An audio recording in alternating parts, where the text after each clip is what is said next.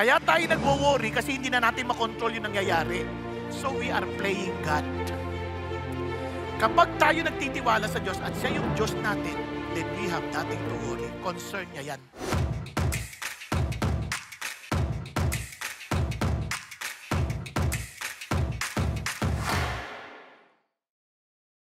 Dito tayo magtatapos sa ating serye sa Love and Joy, as in Discover the Connection.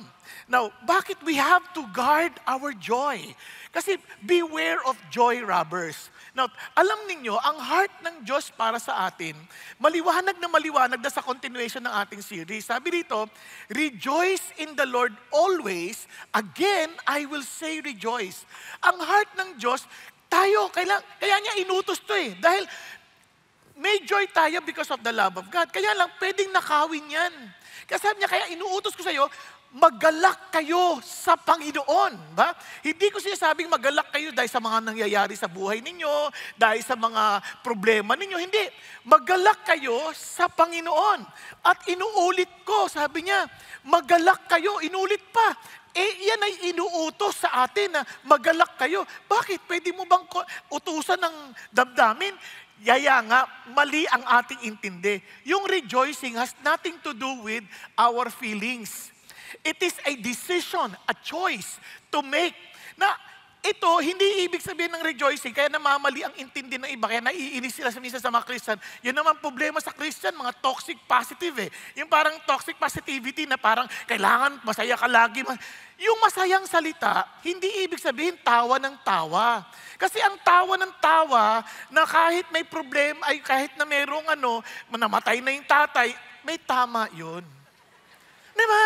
Kasi yung pagiging masaya, hindi naman yung ibig sabihin, tawa ka ng tawa eh. Hindi ganun ang masaya. Ang tao, pwedeng masayang umiiyak. Tears of joy. Naalala nyo? Mamaya makikita nyo pa yan. Pero ang punto kasi ganito, rejoice in the Lord. Anong ibig sabihin nun? Ibig sabihin, you are to be in the presence of God. Because in God's presence, there is fullness of joy. Kumbaga, once you are elevated or uplifted into the very presence of God, imagine niyo, you are now above your circumstances. Kasi alam mo that God is with you eh. Di ba? Biglang umangat ka ngayon sa iyong kalalagayan sa buhay. Now, tingnan ninyo sa application na to. Tingnan, paano nangyayari ito? Nung una pa lang mga preaching si Jesus, sabi niya ganon, blessed are the poor. Alam niyo Tagalog dyan? O anong saya ng mga aba sa spirito. Sabi niya, o anong saya sa mga, tingnan nyo, sa mga nagdadalamhati. Ha? Paano masaya nagdadalamhati? O anong saya sa mga mahinahon? O anong saya sa mga nagugutom at nauuhaw? Meron bang ganun? O anong saya sa mga maawain? Sabi nga, o anong saya sa mga dalisay ang puso. Now, balikan natin. Ano sinasabi niya dito? Pansinin nyo, laging may for. For theirs is the kingdom of heaven, for theirs shall be comforted, for they shall inherit the earth, for they will be satisfied. Sabi niya, for they shall receive mercy. Lahat pansinin nyo, pati ito, blessed the people insult you. Meron ba namang masayang taong iniinsulto at pinipersecute? Sabi niya, ang sinasabi niya ito, for your reward in heaven is great. So ano sinasabi niya? Ang rejoicing na pagpili, meron kang hopeful expectation. Nakuha? Kasi kahit ito nangyayari sa akin, ito ang gagawin ng Diyos. Kaya hindi ka nalulugmok. Nakuha na niyang difference? You can choose to rejoice in the Lord kasi naniniwala ako sa pangako ng Diyos. Naniniwala ako sa kakayanan ng aking Diyos. So bakit ako malulugmok? Hindi masamang magdalamhati pag namatayan ka, pero hindi ka tulad na nawalan ng pag-asa. Na parang, bakit mo umiiwan? Ba't wala na kami? Paano ng buhay namin? Mamamatay na rin ako. Eh di tulak mo, subukan mo. Bakit hindi ba't mo ditulak? Di ba? Kasi hindi naman totoo yun eh. Yung rejoicing, parang nalulungkot ako. Pero one thing I know, one day we will see each other again. Kaya si David, namatay yung kanyang anak, bago mamatay, nag-aayuno, nakatarapa pa. So natatakot ngayon yung mga tao, sabihin sa kanya na namatay na. Nung namatay na, anong ginawa ni David? Tumayo, naligo at kumain. Sabi niya, bakit ganun ka? Nung buhay pa Hindi ka kumakain, hindi ka nangim. Sabi niya, malay mo maawa ang Diyos. Pinapanalangin ko siya, mabuhay pa. Ngayon patay na siya. Maibabalik ko pa ba siya sa akin? Ang sabi niya, paparoon ako sa kanya. O di, mayroon siyang hopeful expectation, one day we will be together again. Nakuha? Kaya we can choose to rejoice instead of killing ourselves to death na parang sa kalungkutan. Kaya nga, ulitin natin, rejoice in the Lord always. Again, I will say, rejoice. Kaya ito ay utos. Kaya kaya na natin ito gawin. Pwede natin piliin. Hindi ko pipiliing maglungkot sa lalagay na ito. I can choose to rejoice because the Holy Spirit is with me and the Lord is with me. Di ba ang laking bagay nun? Ngayon, ano ngayon yung mga robbers na yan? So, yan ang ating pag-uusapan. So, guard your joy.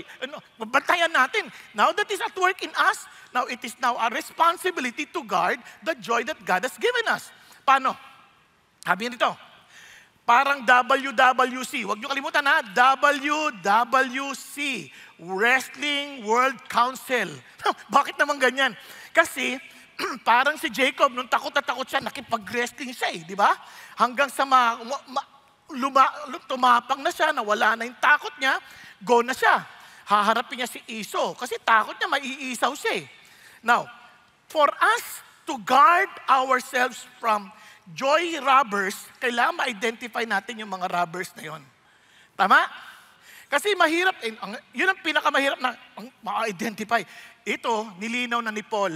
Ano-ano yan? Worry. Yeah, wrong thinking. And covetousness. Ayan. So, meron ka ng idea, ito, babantayan ko yung sarili ko dito. Kasi bakit? Tingnan nyo ha. Worry. Pag-usapan natin, worry. Sabi ng Bible, look at this. Be anxious for nothing. Diba? Doon pa lang sa simula, wag natin muna be anxious for nothing. Parang inabi, wag kayo wag kayo mag-aalala. Yung word na anxious, divided minds. Many minds. Baga, ang dami mong iniisip na parang talagang walang gulong ka na. Yung word naman na worry, kamag-anak ngayon. Kasi, yung worry, yung nasasakal ka na sa dami mo nang iniisip ni hindi mo na alam kung ano gagawin mo. You already lost your control over the situation, kaya sobrang ang worrying, nasasakal ka na. Kaya sabi naman, kaya yung anxious, anxiety at saka worry, pareho yan. Maganda sana kung anxiety na lang, di ba? Anxiety, ganon. Kaso hindi. Imagine nyo, yung anxiety, listen to this, nagsisimula sa isip. Sa isip. Magkakamag-anak yan, wrong thinking. Pero simulan natin, sa isip nagsisimula, maraming iniisip. Kaya surprisingly, bago siya sabing be anxious for nothing, ang unang talata na sinabi niya, let your gentle spirit be known to all men.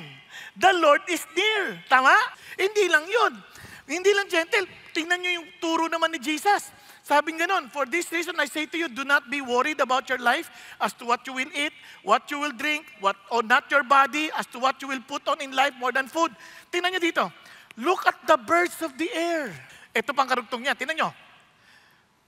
And why are you worried about clothing? Observe how the lilies of the field grow. They do not toil nor do they spin. Sabi niya, yet I say to you that even Solomon in all his glory clothed himself like one of them. Now, tingnan niyo po. Si Solomon, kaya niya yan. Mayaman yan Kayang bumili ng gusto niyang bilhin. Matalino. Pero hindi niya kayang pagandahin ang sarili niya kapareho ng mga lilies in the field. You know what God is saying? Yung responsibilidad mo gawin mo. Yung hindi mo kaya, andito ako. I'll take care of you. Di ba? Ako naman magpapakain sa iyo Do not worry then. Saying, ano kakainin ko? Ano iinumin ko? Ano susuotin ko? Tingnan niyo sa ibang translation, sa New Century Version, for those who do not know God, eagerly seek all these things. Yung mga hindi nakakilala sa Diyos, lahat ng kanilang gawin, yun ang inisip nila. Ano damit ko? Ano kakainin ko? For those who do know their Father, sabi niya, that you need all of them. Alam ng tatay mo na kailangan mo yan. Ako, tatay din ako. Hindi ko kayang matiis na hindi ko mabigay ang pangailangan ng anak ko. Di lalo na si God na holy, at blameless and perfect Father. Ako, basta magtatay pa ako niyan. Hindi ko man kayang i-provide lahat ng kailangan nila, hindi ko pa rin matiis na kahit pa paano meron akong maiambag. Nakuha ninyo? Eh di lalo na yung tatay natin sa langit. Kung tatay natin siya, wala tayong dahilan na mag-worry. Pero kahit sinong anak, hindi naman natapos dyan eh. Tingnan nyo, karugtong. Ano sabi? Kaya seek first His kingdom and His righteousness. Hanapin natin ang kanyang kaharian at ang kanyang katwiran, lahat ng ito, damit, inumin, pati pagkain, ako na magbibigay sa iyo niyan. Kaya tayo nagwo-worry kasi hindi na natin makontrol yung nangyayari. So we are playing God. Kapag tayo nagtitiwala sa Diyos at siya yung Diyos natin, then we have nothing to worry. Concern niya yan. Kaya when we are afraid, put your trust in God. In whose word I praise, in God I put my trust, I shall not be afraid. Di ba? Now, sabi ng Bible, be anxious for nothing. So ano nang gagawin natin? Upo na lang tayo? Hindi. Everything, lahat, by prayer. Mag-pray mo. Ano ibig sabihin ng prayer? Sabihin mo sa Diyos. Basambahin mo si God. Yun ang word of prayer. Generic yun. Sabihin mo kay Lord, mag-pray ka, tumakbo ka kay God. Tapos supplication, banggitin mo sa Kanya specifically ano problema mo. And let your request, pero with thanksgiving, Lord, thank you kasi hindi ko pa sinasabi, alam mo naman talaga yung pangangailangan ko eh. Pero sabihin mo yung concern mo. Tapos sabi niya gano'n, then let your request be made known to God. So ano ngayon ang request mo? Kaya naman, sabi ng Panginoon Diyos, sabihin mo. Now, how would you know that you have prayed? And the peace of God. Napaka-importante yung kapayapaan ng Diyos, which surpasses all comprehension. Maaring wala pang nangyari sa sitwasyon mo. But surprisingly, there's a peace na parang lagpas, parang wala na yung issue sa'yo.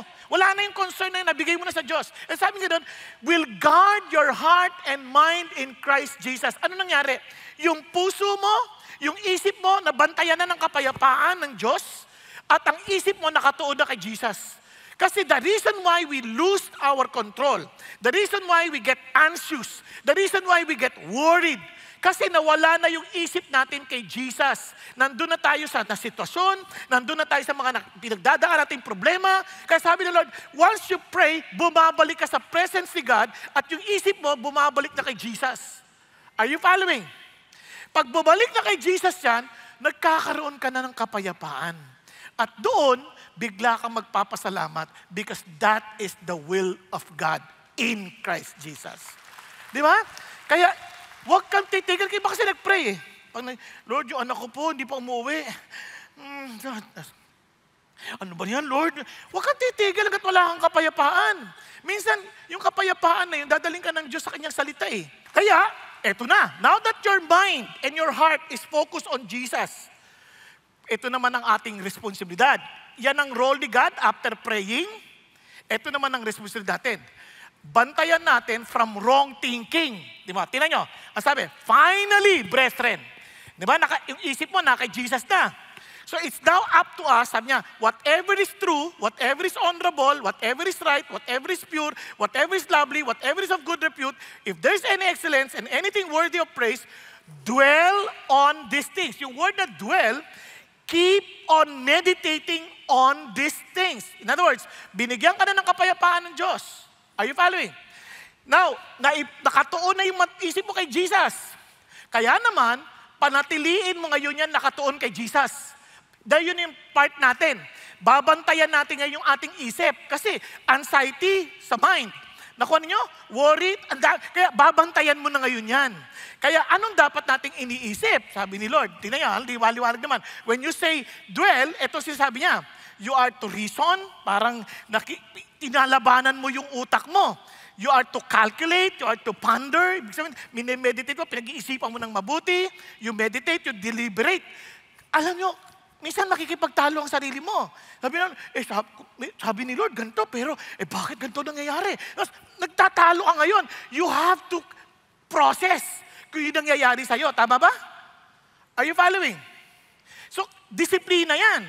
Kasi nga, tayo gagawa niyan. You are to dwell on these things, sabi ng Lord. So, anong gagawin natin? Anong batayan natin? Paano pag nakipagtalo na? Ito sabi ng Lord, whatever is true, Remember, yung heart natin at mind, nakatuon kanino? Kay Jesus. Kasi the peace of God will garrison your heart and mind in Christ Jesus. Babantayan niya yan. So it's now up to you, baka naman tumakas ka dyan sa garrison na yan. Nakuha mo? So kaya kailangan dito, you focus again, laging kay Jesus. Whatever is true. Ano yung true? In the light of Jesus. Nakuha? Hindi, mali yun eh. Mali intindi nila sa akin eh. Kailangan patunayan sa kanilang mali sila, tama ako. Hindi ganoon. It is about, kasi magwo-worry ka pa rin dun eh. It is about Jesus. Ito ba, kung ito totoo tungkol kay Jesus, then I'll stand on it. Kasi magbubulong ang diablo ng mga kasinungalingan. Sasabihin niya, totoo ba na hindi ka pababayaan ni Jesus? Di ba? Minsan, totoo ba si Jesus? Magtatalo ngayon yan. So, papaalala mo, hindi. Sinabi ni Lord sa akin to ganito eh. Nangako siya, naranasan ko yan in the past, ganito. Nakikipagtalo ka. Are you following? So, you need to keep your mind on Jesus. Nasabi nga rito, whatever is honorable. Whose honor? Your honor? Our honor? Pag ganun ang ating basis na pinagtatanggalan, kailangan ko pagtanggol ang sarili ko. Reputasyon ko nakataya. No. Is this honorable to Jesus? Nagkakaintindihan? Is this honorable to Jesus? Kasi kung hindi honorable kay Jesus to, okay nang hindi honorable sa akin. Kaya yun ang sinasabi ng Lord. Kasi sabi niya, whatever is right. Ano yung right? Yung hindi kaliwa. Kaya huwag kang mangangaliwa. Layo. Tama din yun. Pero ano yung right? Right in the eyes of God. Hindi right in our own rights. Hindi yung karapatan ko, ipaglaban ko. Hindi. It's about what is right in the eyes of the Lord. And tuloy niya dito, whatever is pure in the standard of God, whatever is holy or innocent in the eyes of God, whatever is lovely to Jesus, whatever is good repute, if there's any excellence, look at the words, worthy of praise of Him, dwell on these things. Nagkakaintindihan? Yun lagi nating iisipin. Lord, ikaw, total yung heart ko na sa'yo na. Kaya lagi ko isipin, Lord, kapag ako ba'y nagdududa, makakaglorify sa'yo, it's not worthy of praise. Di ba? At hindi rin yan makatotohanan. Kasi hindi nagsisinungaling si Jesus sa kanyang pangako. Di ba? Kaya yun ang hahawakan natin. Now, paano natin ma-maintain yan? Ito, this book of the law shall not depart from your mouth. Lagi mo yang pag sinabing hindi mawawala sa mga labi, kasi out of the abundance of the heart, the mouth speaks.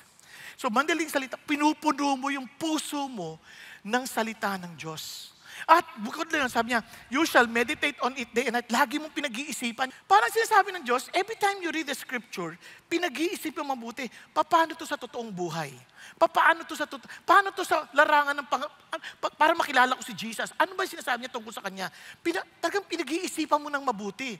Mula sa salitang ito, ano sinasabi ni Jesus na dapat kong gawin? Kasi sabi niya, so that you may be careful to do according to all that is written in it.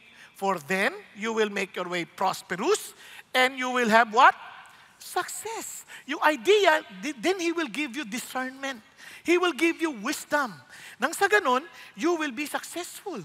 Amazing, no? Kasi sa dami nating problema, nagwo-worry ka. And as you meditate on the Lord, yung mga actions mo ngayon, tuturuan ka na ngayon. Is it lovely? Is it true? Is it glorifying to Jesus? So hindi ka na kailangan daya, hindi ka na kailangan loko, hindi mo nakagagawa ng bagay na alam mong hindi magiging glorifying sa Diyos. But you keep on meditating on the Word of God. So the point is this, hindi natapos doon. Tingnan nyo, kung bakit sabi you need to keep on learning. Hindi natapos, kasi the things you have learned, you need to keep on learning, receiving and hearing and seeing in me. Look at what the word, practice these things. Kasi hanggat hindi mo pinapractice yung word, yung minemeditate mo, hindi mo pa yan alam. Di ba kasi sa atin, sa ating education, parang Greek way of education tayo. Pag na-graduate ka na, alam mo na yan. Sa Hebrew way of education, hanggat hindi mo ginagawa, hindi mo pa alam. Kaya sila, OJT talaga sila. Kaya sabi ng Panginoon Diyos, ito ngayon, the moment na na-experience mo na, na-practice mo na, look at the words. And the God of peace shall be with you. Yung una, peace of God lang eh. Eto, God of peace mismo ang kasama mo. And obviously, in God's presence, there's fullness of joy. Dahil tama na yung isip, at yung isip na i-action na. Kaya maraming tao, we want deeper teaching. Anong klaseng deeper teaching bang hinahanap mo? Ito ang deeper teaching. Yung turo, hindi lang nagstay dito sa isip, umabot sa paa at kamay na kung saan na ilalakad mo at naigagalaw. Yun ang deeper teaching. Nakuha natin?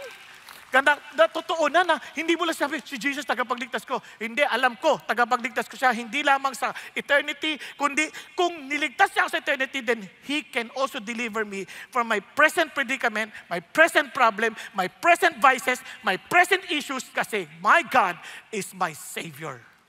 Are you following? Kaya doon lumalawak. Now, ito na po, kaya, pwede mo nang sabihin sa sarili mo, kasi yung sarili natin, nakikipagtalo yan eh. Sabi natin, basta hindi ako naniwala, why are you despair of my soul? Hoy, ba't ka ba nalulungkot? Pwede ba magpuri ka sa meron kang sabi niya, ba't ka ba nababagabag? Umasa ka sa Diyos. Don't allow yourself to talk to you. You talk to yourself, telling Him about the Word of God. Naalala niyo siya sabi sa atin lagi ni Pastor Peter, at yung T principle, ano yung iniisip natin, it will affect our feelings. Di ba? Kapag nag-iisip ka ng mga nakakatakot, talaga matatakot ka. Pero yung emotion na yun, yun ang magtutulak sa'yo to act. Okay? Kaya naman, tayong lahat, ang angad natin, kasi we are in a warfare. Kailangan, sabi niya, we walk in the flesh, we do not war according to the flesh. For the weapons, yung ating pong armas for our warfare are not of the flesh, but divinely powerful for the destruction of fortresses. Sabi niya, we are destroying what? Speculations, yung mga maling kaisipan. And every lofty things raised against the knowledge of God. And we are taking every thought captive to the obedience of Christ. Yun ang ating hangad. Yun ang ating gagawin sa ating mga sarili. Hindi ka pwede, hindi totoo yan. Kasi hindi yan align kay Jesus. Nagkakaintindihan tayo? Kaya naman, ito po, ngayon alam na natin, mayroong worry, may wrong thinking, mayroon din yung pangatlo, covetousness. Ito napaka-crucial nito. Tingnan nyo sabi ni Paul, I rejoice greatly in the Lord that at last you renewed your concern for me. Indeed, you were concerned but you had no opportunity to show it. Siguro, sa karanasan ni Paul, yung nagsusupport kasi itong mga taga Philippi sa kanya. Ngayon, sabi niya, parang natigil for a while. Kasi, siyempre, nakulong din. Ngayon, sabi niya, pero nagpapasalamat talaga. Nagmasaya ako kay Jesus. Sabi niya, masaya ako sa Panginoon Diyos. Lalo na, nung naramdaman kong yung concern niyo ulit. Kaya sinasabi ko na ni Paul, nung sinusulat niya to, gusto ko maging malinis ang utak niyo. I'm not saying this because I am in need. Nakuha niya? For I have learned to be content in whatever circumstances I am. Ako, natutunan ko ng maging kontento. Ngayon, ano ba yung kontento? Ano ba yung kabaligtaran ng hindi kontento? Yung hindi kontento.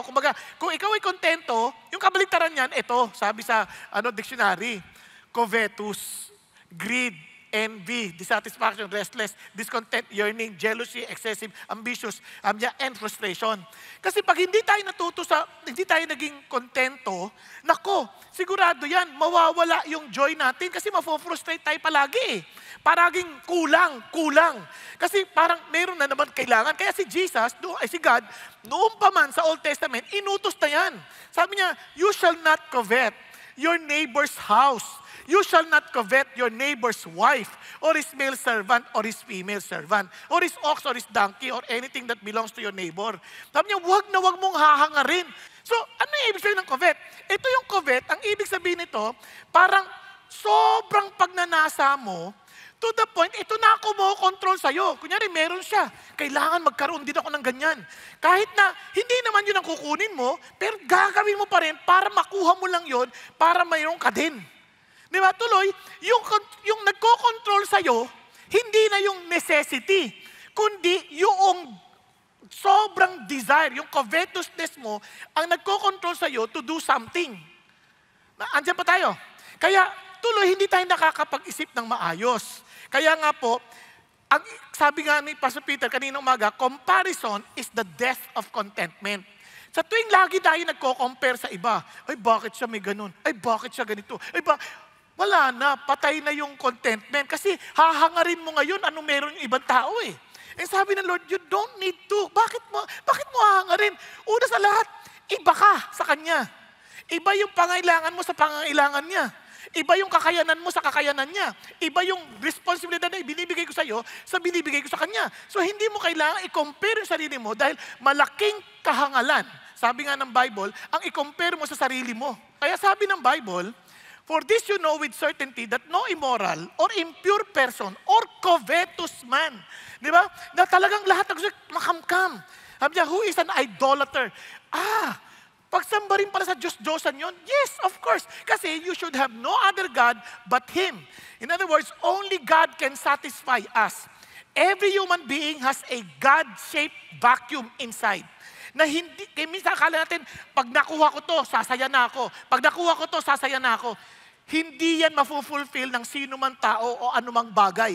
Kasi it's a God-shaped vacuum.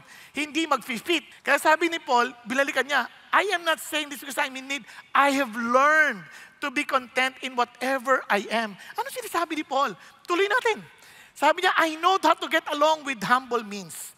Kahit anong sitwasyon, I know how to live in prosperity. Kasi maraming tao kayang maging mahirap, pero hindi kayang maging mayaman. In any and every circumstance, look at the words, I have learned the secret.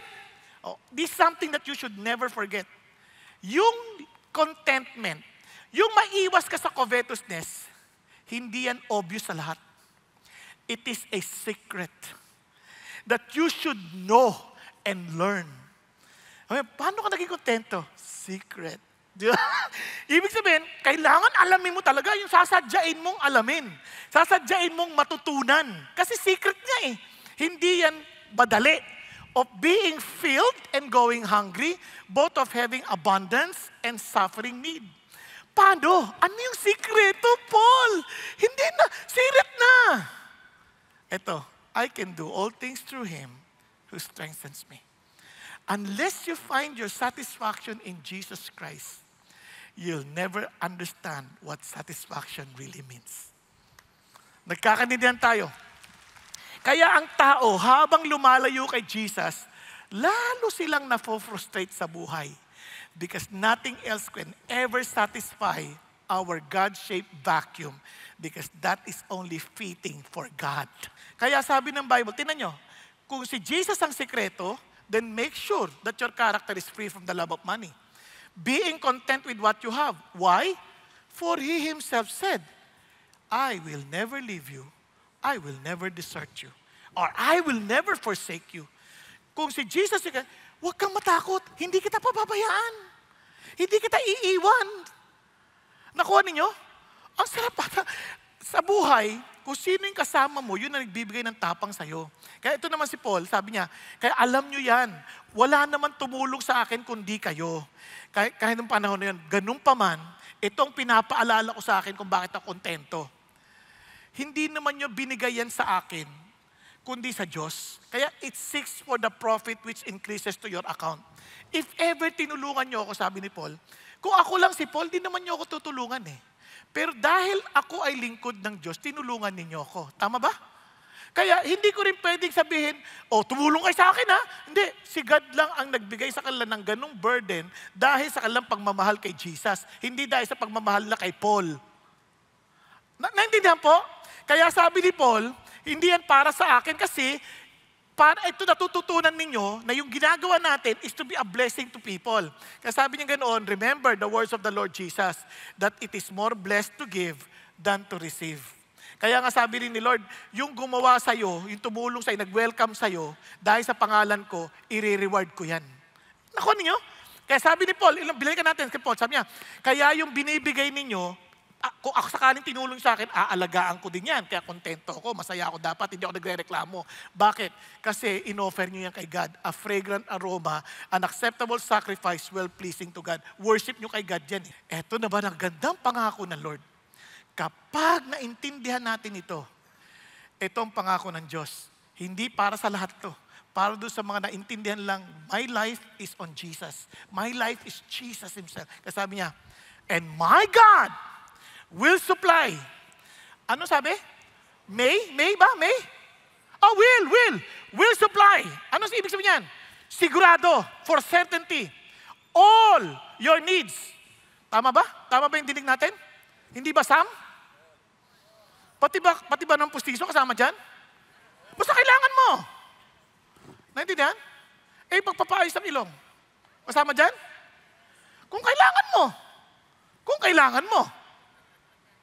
Kasi na-aksidente ka, tanggal ang uling mo. Kailangan mo. Anak ko pero kung gusto mo lang patangusin, dahil kailangan mo, dahil artista ka, pwede rin. Basta kailangan mo. Nagkakaintindihan? Ang sabi niya dito, according to His riches in glory. Now to God the Father, sabi niya, be the glory forever and ever. Amen. Hallelujah. Kaya mga kapatid, unless we ourselves experience God, na masasabi natin, oh, taste and see that the Lord is good. How blessed is the man who takes refuge in Him. Alam, minsan, hindi lang ho yan sa isip. We must experience God. Sabi niya, oh, fear the Lord, you His saints. For those who fear Him, there is no want.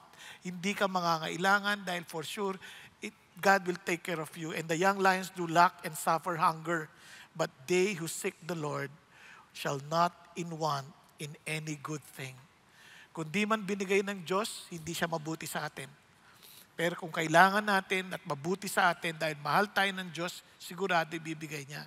Ang tanong lang, have you really tasted God? Pero ito isang bagay na gusto ko lang maiwan sa inyo. Don't just be religious. Experience God. Kaya naman ang Diyos, hindi naman tayo pinagkulang. He knows exactly that we need Him. And He's always waiting for us to come to Him. Tayo pong lahat ay yumuko sandali at pumikit. Kapatid, napakabuti ng Diyos sa atin. And alam ko some of us here are worried in life. And sometimes we've been meditating with the wrong things in life instead of focusing our eyes on Jesus. Iba sa atin ay, we've been longing to have something. Iba naghahanap ng asawa. Hindi siya masama kung kailangan mo, ibibigay ng Diyos. Pero hindi natin kailangan hanapin. Iba sa atin naghahanap ng maraming pera. Hindi siya masama pero kung kailangan, ibibigay ng Diyos. Kung hindi naman kailangan, hindi natin dapat dahil alam natin na kontento na tayo kay Jesus. And unless we are satisfied with Christ, we will always look for something else na hindi naman makakakontento sa atin. Kaya mga kapatid, be honest to God. Iba sa atin, pagod na. And sabi ng Lord, those who labor and heavily laden, come to me and I will give you rest. Learn from me, for I'm humble and meek. Take my yoke upon you. For my yoke is easy and my burden is light. Kapatid, be honest to God. Kung talagang sabi mo, Lord, pagod na rin po talaga ako. Trying my best to fix all my issues, my problems with my own strength and wisdom. But I need to come to you. Kapatid ko, ikaw yung kinakausap ng Diyos, just raise your hand to God. Well, Lord, ako po yun. Pagod na po. I need you, Jesus. I need you, Lord. Hallelujah. Thank you, Lord. Stop pretending. Be honest to God. Yes. Sige, huwag ko yung mahiya. Even dun sa nasa balcony, sa upper balcony, you come to Jesus and say, Lord Jesus, I come to you. I accept your invitation. Lord, inaamin kong pagod po ako. Inaamin ko po, Panginoon Diyos. Ang dami kong inaalala. Ang dami kong iniisip na hindi tungkol sa iyo, kundi tungkol sa akin. I'm so selfish. And Panginoon Diyos, marami akong hinahangad sa buhay na nakakalimutan ko ikaw lang ang sagot. Kaya Panginoon Jesus, inaamin ko ang aking kasalanan sa inyo. At tinatanggap kita bilang aking Panginoon at tagapagligtas at maging kasapatan ng buhay ko. Kaya Panginoon Jesus, pagharian niyo po ako. At pahintulutan ninyong mabuhay ako ayon sa kalooban ninyo, ayon sa palatuntunan ninyo. Kinukuha ko ang inyong pamato dahil batid ko ang iyong palatuntunan sa akin ang higit na nararapat at sukat na sukat para sa akin. Na hindi ko na kailangan magkunwaring maging isang taong hindi ako disenyo para doon. Salamat po, Panginoon. Salamat po sa pagbubukas ninyo ng aking mga mata at pagpapahintulot na ako'y magpakumbaba sa inyong harapan. Thank you, Lord. Thank you, Jesus. And I pray, Father God, for everyone in this room. I pray, Lord Jesus, to strengthen every family we represent. Allow all of us, Father God, to experience you, Lord Jesus. At hiningi ko rin, Panginoon, patuloy niyo kaming samahan na mabuhay, na may kagalakan sa aming puso, dahil ito ang ipinag-uutos niyo sa amin. At salamat po na dahil kami may pag-asa sa inyo at dahil kayo ang aming Panginoon, meron kaming lahat na dahilan para maging magalak. Thank you, God. In Jesus' name we pray. Amen and amen.